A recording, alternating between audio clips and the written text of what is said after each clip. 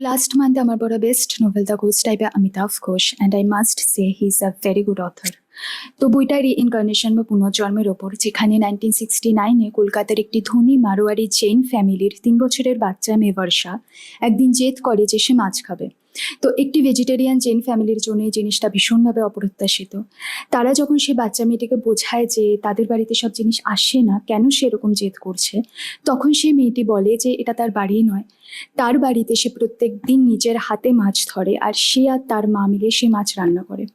তো এই জিনিসটা শোনার পর তারা নিজেদের ফ্যামিলি ডক্টরকে ডাকে। তো তাদের ফ্যামিলি ডক্টর জানায় যে তার ওয়াইফ একজন সাইকোলজিক্যাল থেরাপিস্ট এবং সে এই রিইনকার্নেশন বা পুনর্জন্মের উপরেই রিসার্চ করছে।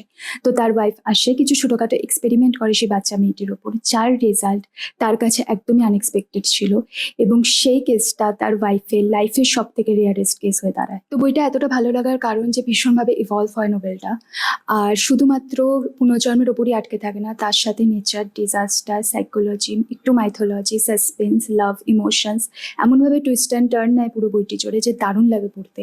আরেকটা ব্যাপার যে এই বইয়ের প্রত্যেকটা চ্যাপ্টার এমন একটি জায়গায় গিয়ে এন্ড হয় যে ভীষণভাবে কিউরিয়াসিটি জাগিয়ে রাখে যে এরপরে কি হবে, মানে এক নিঃশ্বাসে পড়ে ফেলার মতো একটি বই।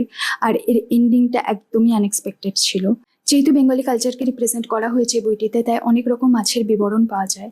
আর শুধু মাছের বিবরণ নয়, কিছু কিছু স্পেসিফিক মাছ ট্রেডিশনাল ওয়েতে যেভাবে রান্না করা হয়, তো তারও কিছু ডিসক্রিপশনও রয়েছে এই বইটিতে। তো অবভিয়াসলি আমার তো ভালো লেগেছে বইটি পড়তে। তো তোমরাও পড়ো আর জানিও তোমাদের কেমন লেগেছে। দেখা হচ্ছে পরের ভিডিওতে। Bye bye.